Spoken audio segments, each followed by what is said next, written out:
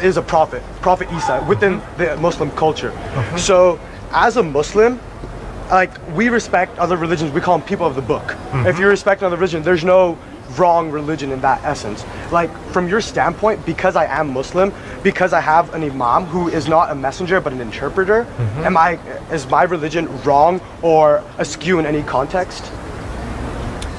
I have the utmost respect for Muhammad in the way, after growing up as an orphan in poverty, he makes one of the 5 pillars, almsgiving, giving to the poor. I respect that highly. I think that's absolutely fantastic. Secondly, I respect Muhammad for the way he led the Arab people out of polytheism into monotheism. I think that's outstanding. Obviously, where I disagree with Muhammad is regarding the identity of Jesus Christ. Who is Jesus? Obviously, the Quran teaches that Jesus is not God. He's a good prophet. Obviously, the Gospels of Matthew, Mark, Luke, and John insist Jesus claimed to be God, and he did things as God. He accepted the worship of people as being an appropriate response to him. So obviously, my question from my Muslim friends is, are you sure that Jesus is just a prophet? Obviously, Muhammad was not born until 500 years after Christ, so he never met Jesus. The eyewitnesses insisted Jesus claimed to be God. He accepted worship as appropriate. So, who is Jesus? I mean, if I look at the lessons of Jesus, like in my room, I have the Bible and then I have the Quran. And I've legitimately started reading both of them and pretty much just putting in my own synthesis as to the comparisons between the two. And as you go through these lessons, you see they are very similar in more than one manner, and probably every single matter except for the fact that Jesus is God or Jesus is not God and he is a prophet. I think that's probably the start, like the largest difference between the two. But if I'm taking those lessons that Jesus gave as a prophet to me, as a God to you, if I take those lessons and I follow them properly, except for the part about Jesus being a God, why would that make me incorrect? And if I am incorrect, does that put me at a lesser heaven or to a hell rather than going to where every, like, I guess, proper Christian would go? Oh, well, proper Christians deserve to go to hell. The only reason a Christian goes to heaven is because they realize I deserve hell, but Christ bled and died on a cross for my sin, and I've accepted his sacrifice for me. So proper Christians don't go to heaven because they're proper people. All right? It's all grace. And you see, that is a basic contradiction between Islam and Christianity. You know, in Islam, you have to follow the 5 pillars, and you better do it well. And if you do it well, you go to heaven. And if you don't do it well, you go to hell. Jesus Christ says, no, you don't go to heaven by following the 10 Commandments or by following the Sermon on the Mount.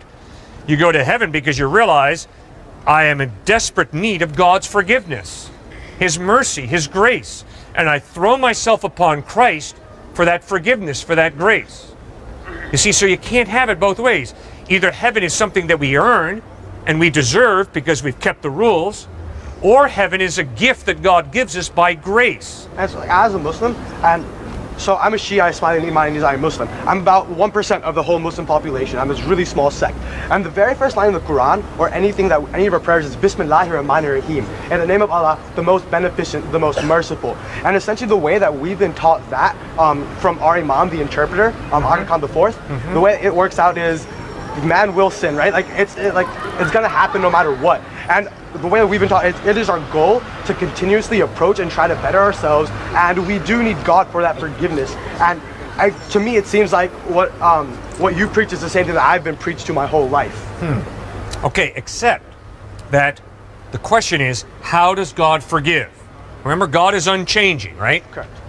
So you and I both agree, God is unchanging. Well then, if God is unchanging, how does he forgive me for my evil, for my wrongdoing? That's where the cross of Christ is so crucial. Because Christ claims that the evil that I have done has to be punished, because God is just. And forgiveness cannot contradict justice. God's not schizophrenic.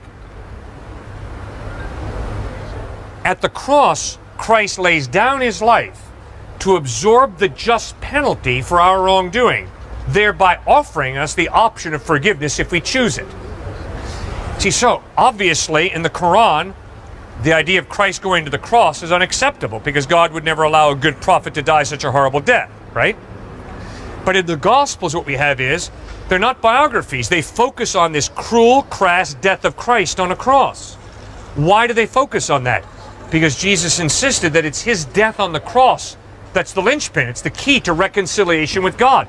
It's the way God forgives us, by absorbing the penalty for our sin, thereby offering us forgiveness. So his justice is honored, and he offers mercy, forgiveness.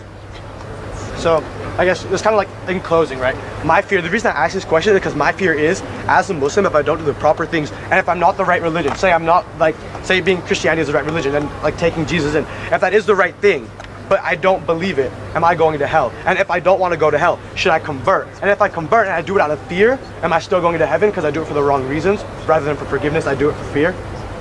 Okay, good question. All right, we have to be brutally honest with each other.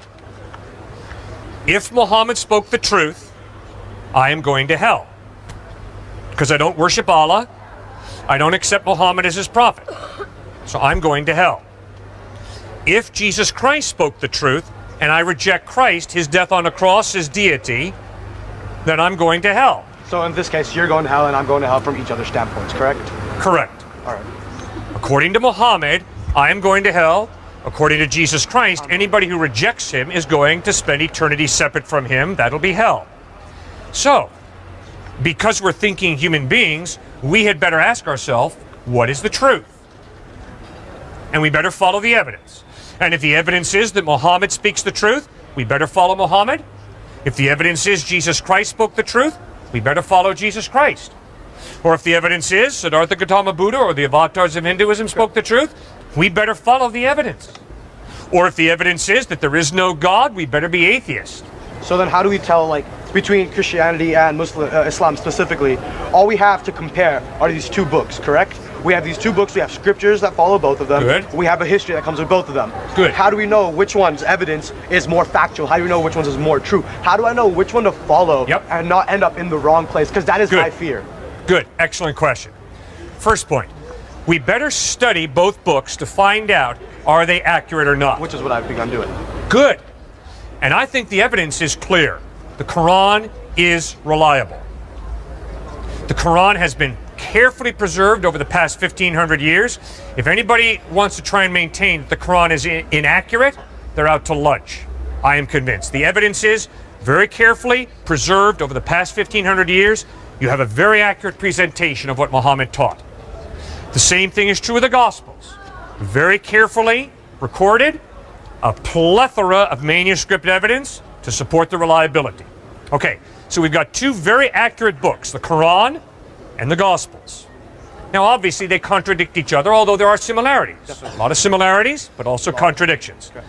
So now the bottom line question is, does the evidence point to the fact that you can trust Muhammad to speak the truth, or does the evidence point to Jesus Christ being trustworthy? Now, here's how I would go about that. Examine life, style. How did Jesus treat women?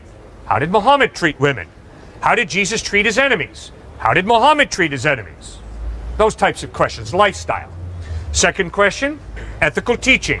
What are the ethical teachings of Muhammad? What are the ethical teachings of Christ? Are there internal contradictions? Or is there an internal consistency? Third question, how did they die? Obviously, in the Gospels, Jesus dies an excruciatingly painful death, forgiving his enemies. Obviously, that demands my respect.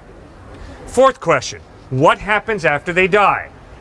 Obviously, in the Gospels, you have an historical resurrection of Christ, and you have eyewitnesses who see him risen from the dead.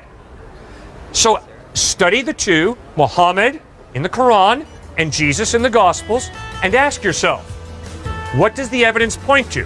Who is more reliable, Muhammad or Christ?